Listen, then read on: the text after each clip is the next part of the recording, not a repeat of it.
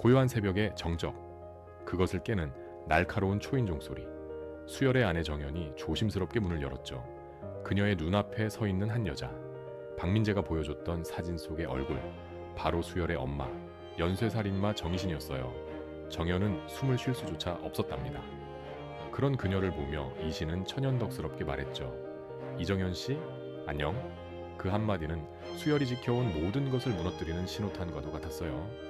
같은 시각, 경찰청장 홍순표는 수사계장 최중호를 거세게 몰아붙였습니다. 죽었다던 살인마가 멀쩡히 돌아다녀. 홍 청장의 분노는 하늘을 찔렀죠. 탈옥한 전기신과 서구환의 죽음, 모든 것이 의문투성이인 상황. 수열의 세계는 그렇게 속절없이 무너져 내리고 있었습니다. 수열은 서구환이 죽었던 그 끔찍한 현장 앞에 서 있었어요. 믿을 수 없는 현실에 대한 분노가 그의 온몸을 휘감았죠. 그는 곧장 연금주택으로 돌아온 전기신에게 달려가 소리쳤습니다. 서구환, 당신이 죽였어?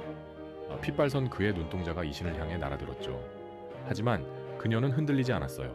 오히려 싸늘한 눈빛으로 아들을 응시하며 나직이 물었답니다. 너부터 말해봐. 서구환이 죽으니까 다행이란 생각 안 들어? 수열은 할 말을 잃었습니다.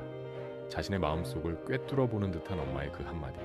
찰나의 순간 스쳐 지나갔던 그 검은 감정을 정확히 짚어냈으니까요. 악마 같은 엄마 앞에서 수열은 한없이 무력해졌습니다. 모방살인의 유력 용의자 박민재가 풀려났다는 소식이 들려왔어요. 확실한 알리바이가 그의 발목을 풀어주었죠. 수열은 이 소식을 듣자마자 민재에게로 달려갔습니다. 그의 눈에는 분노가 가득했죠. 정신 좀 차려. 괴물 같은 살인마 칭송은 그만둬. 멀쩡하게 좀 살아 제발. 수열의 절규 섞인 외침에도 민재는 조롱하듯 미소만 지을 뿐. 오히려 수열의 분노를 즐기는 것처럼 보이기까지 했답니다. 그의 속을 알 수 없는 태도는 수열의 마음을 더욱 어지럽혔죠. 민재는 정말 단순한 추종자일까요? 아니면 이 모든 비극을 조종하는 또 다른 배후인 걸까요? 의심의 씨앗은 걷잡을 수 없이 점점 더 커져만 갔습니다. 수사팀의 김나희 주임. 그녀의 날카로운 눈이 새로운 단서를 포착했습니다. 최근 벌어진 모방살인 사건. 그 피해자 4명 모두에게 하나의 공통점이 있었던 것이죠. 바로 조이라는 이름의 여성. 모두 데이트 앱을 통해서 조이와 연결되어 있었습니다. 이 여자가 핵심 키예요. 나이는 확신에 찬 목소리로 팀원들에게 브리핑했죠. 피해자 4명 전부 이 여자와 관련 있어요. 모두의 시선이 조이에게로 쏠린 순간 수사팀 사무실에 전화벨이 울렸습니다. 정체를 알 수 없는 기계로 변조된 목소리가 흘러나왔죠. 그 핸드폰 그 여자에게 전해. 사건은 새로운 국면으로 접어들고 있었습니다. 그 여자라니 무슨 소립니까? 나이가 다급하게 되물었지만 전화는 그대로 끊겼습니다. 수사팀은 깊은 혼란에 빠졌죠. 조이는 누구이며 그 여자는 또 누구를 말하는 걸까요? 범인은 마치 모든 것을 지켜보고 있다는 듯이 경찰을 농락하고 있었습니다. 수열의 머릿속은 더욱 복잡해졌죠. 혹시 조이는 아내 정연의 친구 서아라가 아닐까? 의심은 꼬리에 꼬리를 물고 그의 이성을 마비시켰습니다. 가장 가까운 사람들이 의심의 대상이 되는 순간 수열은 누구도 믿을 수 없게 되었죠. 범인이 던진 혼돈의 속삭임은 수사팀뿐만 아니라 수열의 삶 자체를 뒤흔들고 있었습니다. 그는 이미 깊은 미궁 속에 갇혀버렸어요. 승처청, 의심의 그림자, 아들 부부에게 짧지만 강렬한 인상을 남긴 전기신. 그녀는 놀랍게도 스스로 연금주택으로 다시 돌아왔습니다. 마치 아무 일도 없었다는 듯이 말이죠. 그녀의 탈출이 단순히 서구환을 제거하기 위한 즉흥적인 행동이 아니었음이 분명해지는 순간이었습니다. 이신은 자신을 감시하는 김우태에게 의미심장한 말을 나직이 던졌죠. 이제야 내 계획에 첫 단추가 끼워졌고. 그녀의 서늘한 미소는 마치 거대한 체스판을 내려다보는 플레이어의 그것과 같았어요. 모든 것이 그녀의 손안에서 움직이고 있음을 암시하는 듯했죠. 사막 위의 진짜 사냥은 아직 시작조차 하지 않은 걸지도 모릅니다. 남편의 엄마가 희대의 살인마라니. 정연은 감당할 수 없는 충격에 휩싸였습니다. 수열이 그동안 숨겨왔던 깊은 고통의 이유를 알게 되면서 그녀의 마음은 무너져 내렸죠. 하지만 정연은 주저앉지 않았어요. 오히려 남편을 이해하기 위해, 그리고 이 지독한 현실을 마주하기 위해 움직이기 시작했습니다. 그녀는 친구 알에게 수열의 비밀을 조심스럽게 털어놓았죠. 아라는 진심으로 걱정하고 동정하는 듯 보였지만 그녀의 눈빛 깊은 곳에서는 알 수 없는 무언가가 번뜩였습니다. 정연의 불안감을 부추기는 듯한 그녀의 미묘한 태도. 정연은 아직 알지 못했습니다. 자신이 가장 믿었던 친구가 어떤 비밀을 숨기고 있는지 말이에요. 최중호 계장은 책상에 앉아 깊은 생각에 잠겨 있었습니다. 그의 머릿속에는 20년 전 처음 전기신을 만났던 그날의 기억이 떠올랐죠. 앳된 수습 형사였던 시절, 그녀를 단순한 범죄자로만 보았지만 어느 순간부터인가 그녀에게서 기묘한 구원자의 모습을 느끼기도 했습니다. 스스로도 이해하기 힘든 그 복잡한 감정의 정체는 아직도 수수께끼로 남아 있었죠. 중호는 수열에게 경고했습니다. 내 어머니는 널 이용할 수도 있어. 단순한 경고가 아니었습니다. 그것은 정희신의 행동 뒤에 숨겨진 또 다른 거대한 의도를 간파하려는 그의 예리한 직감이었습니다. 드러나지 않았던 그녀의 이면들, 그것이 조금씩 윤곽을 드러내기 시작합니다. 수사팀은 조이의 행방을 쫓아 모든 통신 기록을 뒤졌습니다. 하지만 그녀의 흔적은 마치 신기루처럼 잡히지 않았죠. 범인은 경찰의 수사망을 비웃듯 정교하게 조작된 데이터만을 남겼습니다. 조이라는 인물 자체가 실존하지 않는 유령일지도 모른다는 불길한 예감이 팀 전체를 덮쳤죠. 나이는 수열의 행동에서 미묘한 이질감을 느끼기 시작했습니다. 그가 무언가를 숨기고 있으며 독단적으로 움직이고 있다는 의심. 그녀는 팀원들과 별개로 수열의 뒤를 밟기 시작했죠. 팀의 균열은 점점 더 깊어지고 진실은 여러 갈래로 조작된 채 모두를 혼란에 빠뜨리고 있었습니다. 서로를 믿지 못하는 상황 속에서 범인은 유유히 다음 범행을 준비하고 있었습니다. 정희신은 연금주택의 창밖을 물끄러미 바라보고 있었습니다. 그녀의 시선이 닿은 곳에는 한 남자가 서 있었죠. 바로 박민재였습니다. 그는 마치 약속이라도 한 듯 먼발치에서 조용히 그녀를 향해 고개를 숙여 보였습니다. 둘 사이에는 어떤 말도 오가지 않았지만 그 침묵 속에는 수많은 이야기가 담겨 있는 듯 보였어요. 김우태는 이 모든 광경을 자신의 방 CCTV를 통해 묵묵히 지켜보고 있었습니다. 그의 무표정한 얼굴에는 아무런 감정도 드러나지 않았죠. 하지만 그의 눈빛은 그 어느 때보다 날카롭게 빛나고 있었습니다.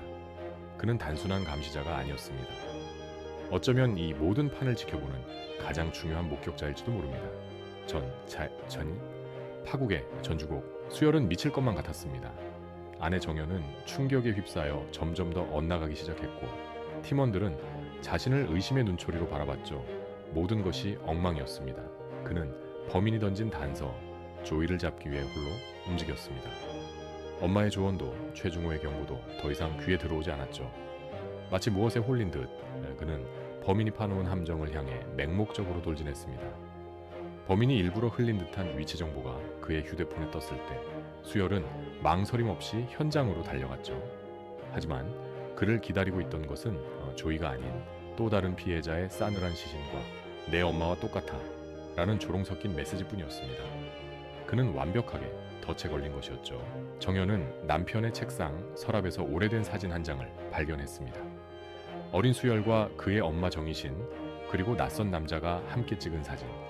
그녀는 사진 속 남자가 수열의 아버지이자 정희신의 첫 번째 희생자라는 것을 직감적으로 깨달았습니다. 남편이 숨겨왔던 과거의 조각들이 하나둘씩 맞춰지기 시작했죠. 정연의 믿음은 송두리째 흔들렸습니다. 수열이 자신에게 어디까지 숨기고 있는 것일까? 그녀는 진실을 알기 위해 스스로 움직여야겠다고 결심했어요. 아라는 그런 정연의 곁에서 그녀의 결심을 부추겼습니다. 네가 직접 확인해야 해. 친구의 응원처럼 들리는 그 말은 사실 정연을 더 깊은 나락으로 이끄는 속삭임과도 같았습니다. 최중호는 전기신을 다시 찾아갔습니다. 그는 단도직입적으로 물었죠. 대체 진짜 목적이 뭡니까? 정희신은 대답 대신 오래된 앨범 하나를 꺼내 보였습니다. 그 안에는 갓난아기였던 수열의 사진들이 빼곡하게 들어있었죠. 사진 속에서 환하게 웃고 있는 젊은 시절의 정희신. 그녀의 눈가에 아주 희미하게 이슬 같은 것이 맺히는 것을 중호는 놓치지 않았습니다. 그 아이를 지키기 위해서라면 난 뭐든지 할 수 있어요. 처음으로 드러낸 그녀의 진심. 하지만 그 진심이 향하는 곳이 과연 아들을 위한 길일까요? 아니면 더 큰 파멸을 향한 위험한 도박일까요? 중호는 여전히 그녀의 속을 알 수가 없었습니다. 그녀의 눈물은 진실일까? 아니면 또 다른 연기일까? 나이는 마침내 결정적인 증거를 잡았습니다. 수열이 최중호와 함께 정기신을 연금주택으로 빼돌렸다는 사실. 팀원들 몰래 살인마와 접촉하고 있었다는 것을 모두 알게 된 것이죠. 팀원들의 분노는 극에 달했습니다. 특히 배성규 형사는 수열의 멱살을 잡고 소리쳤죠. 팀을 배신한 겁니까? 수열은 아무런 변명도 하지 못했습니다. 그는 이미 팀의 신뢰를 잃었고 배신자라는 낙인이 찍혔습니다. 완벽하게 고립된 수열. 이제 그의 곁에는 아무도 남지 않았죠. 범인은 이 모든 상황을 예상했다는 듯이 또 다른 메시지를 경찰에 보냈습니다. 너희는 이미 분열됐다. 범인의 계획은 차질 없이 진행되고 있었습니다. 박민재는 자신의 아버지를 지하실에 감금하고 있었습니다. 과거 자신을 학대했던 아버지. 이제는 힘을 잃고 아들에게 두려움을 느끼는 늙은 노인일 뿐이었죠. 민재는 아버지에게 말했습니다.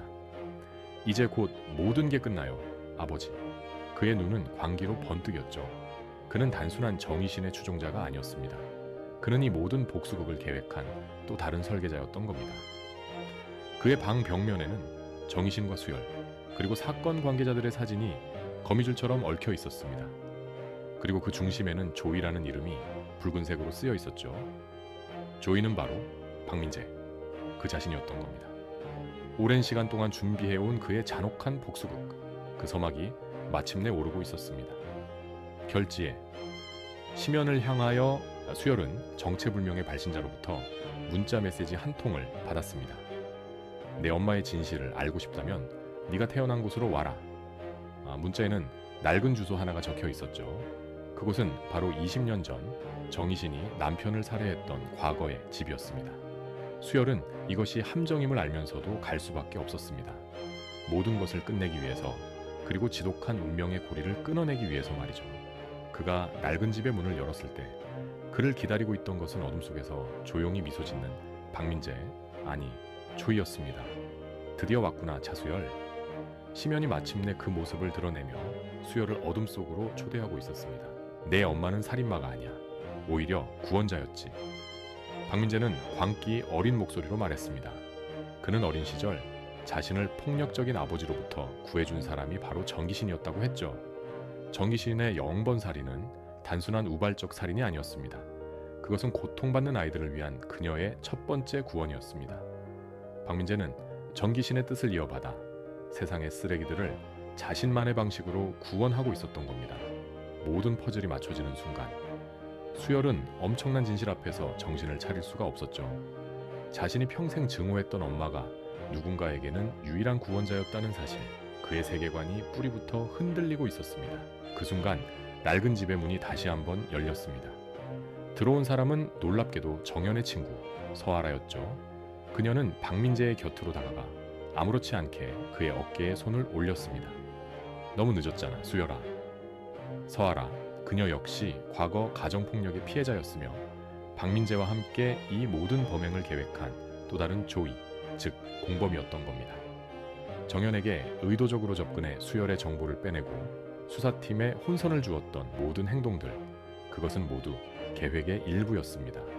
가장 믿었던 친구의 배신, 수열은 이제 인간에 대한 모든 믿음을 잃어버렸습니다. 절망의 늪은 그의 발목을 잡고 더 깊은 곳으로 끌어당기고 있었죠. 박민재와 서아라는 유유히 수열을 남겨두고 사라졌습니다. 그들의 목적은 수열을 죽이는 것이 아니었죠. 그를 정신적으로 완벽하게 파괴시켜 스스로 무너지게 만드는 것, 그것이 그들의 진짜 복수였습니다. 뒤늦게 현장에 도착한 경찰은 혼란에 빠진 수열과 사냥은 아직 끝나지 않았다는 메시지만을 발견할 뿐이었죠. 연금주택에 있던 전기신은 이 모든 상황을 예상했다는 듯 조용히 눈을 감았습니다. 그녀의 입계는 희미한 미소가 걸려 있었죠. 이제 곧 진짜 심판이 시작될 거야. 그녀의 나직한 혼잣말은 앞으로 벌어질 더 큰 비극을 예고하는 듯 했습니다. 모든 것은 그녀의 계획대로 흘러가고 있는 걸까요? 다음날 아침 언론은 새로운 살인사건을 대서특필했습니다.